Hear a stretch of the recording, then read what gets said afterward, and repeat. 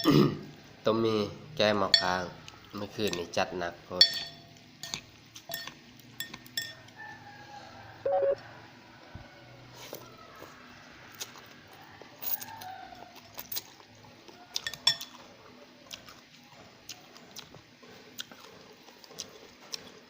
คุยกับ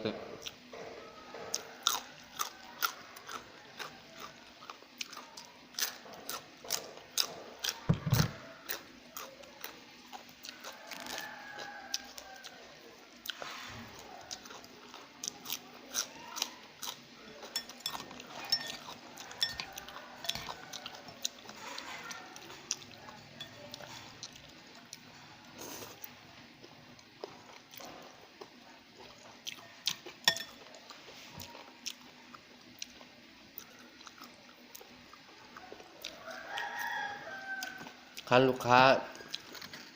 ได้เข้ามาเบิ่งคลิปนี้น่ะจะให้ลูกค้าตำหนิไม่อย่างกระยาที่พ่อค้าลงคันตัวอย่างว่าสาลีคันท่ามันบ่หวานจ้ะบอกแล้วว่าเธอนี่บ่หวานเด้อเพราะว่าพ่อค้าจะได้เปลี่ยนเจ้าใหม่เนาะจะบ่เอาอยู่บ่อนเก่าหั่นนะอยากให้ลูกค้าได้กินอันแซ่บๆคือกันนั่นแหละ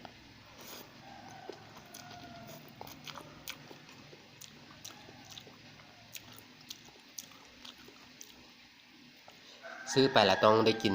อันแซ่บเสียเงินแล้วต้องให้คุ้ม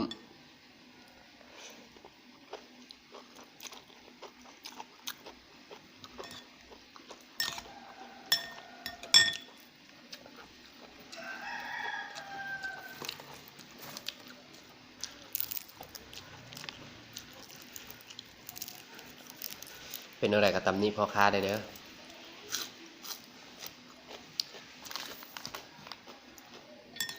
บางเทื่อพ่อค้ากะบ่ฮู้ตัวเนาะ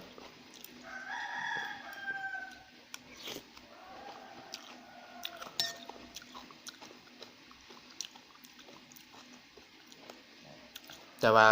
คันที่ตำนี้ว่าเรื่องตำกับตำนี้ได้เนาะ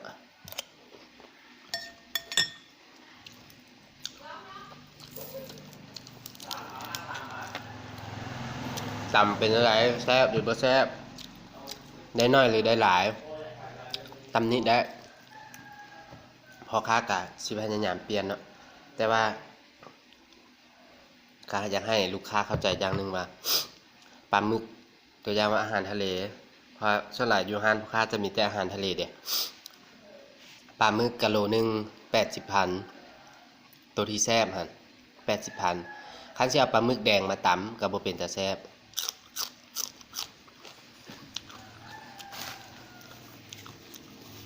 หอยแครงโลนึง50,000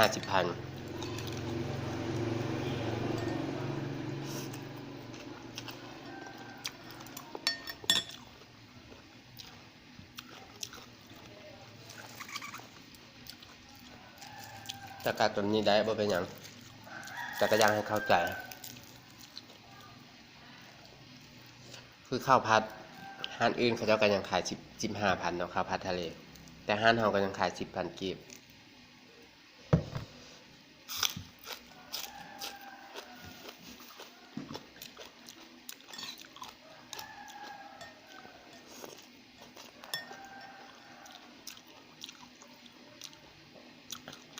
คันแม่นไผที่เป็นลูกค้าประจำจะฮู้ดีเนาะ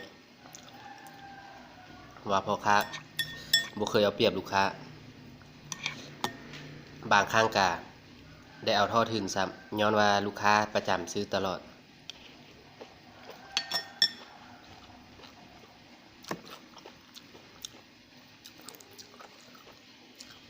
ซื้อเทื่อนึง2เทื่อที่3ก็ได้ไลฟ์พิเศษให้อันนี้เป็นนิสัยของพ่อค้าเด้อถ้าแม่นไผเข้ามากินแล้วจะฮู้ดีว่าบ่แม่นว่าสิเอาเปรียบลูกค้าอย่างเดียว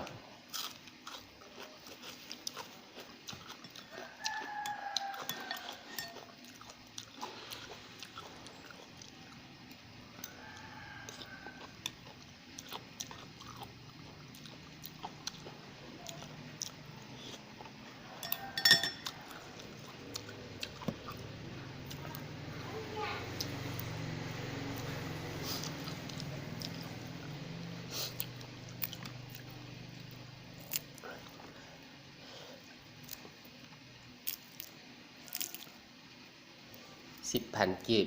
15,000 กีบพอค้ากันยังทรงเนาะถามอาหารอื่นเขาเจ้าทรงบ่มีทาง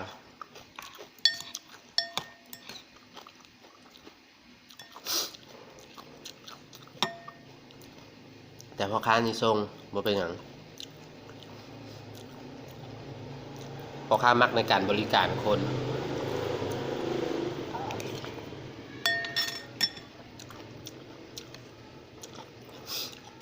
มักบริการมัก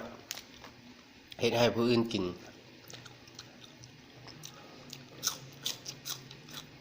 อันแซ่บแต่กินแล้วก็จะให้ลูกค้าพอใจเบิดทุกคน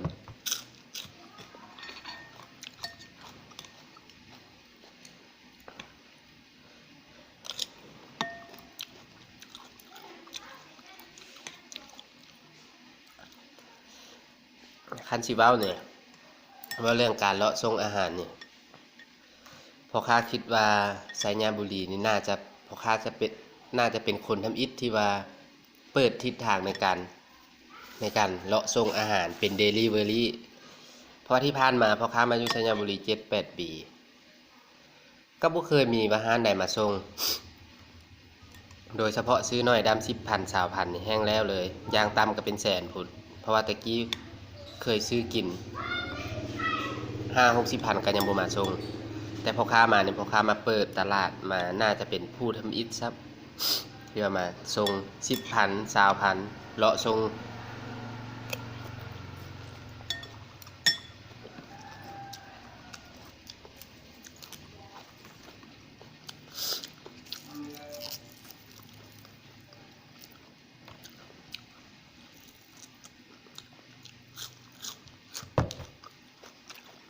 ย้อนว่าเอาใจลูกค้าเนาะ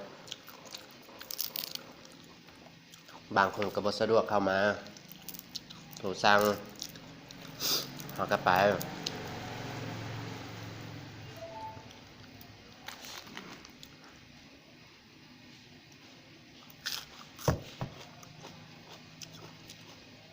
ผู้ใดสะดวกก็เข้ามา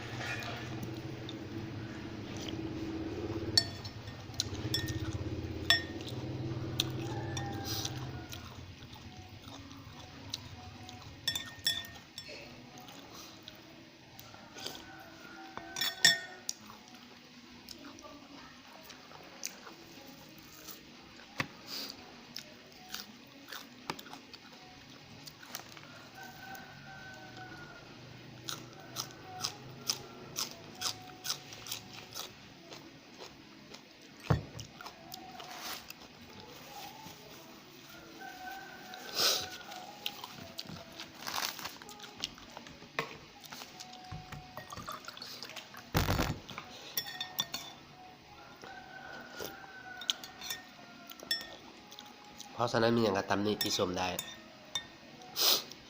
บ่เป็นอย่าง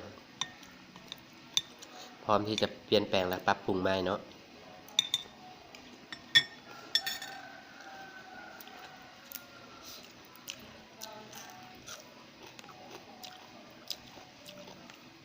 อย่าลืมเด้อคันเห็นคลิปนี้นะคอมเมนต์พอค้าได้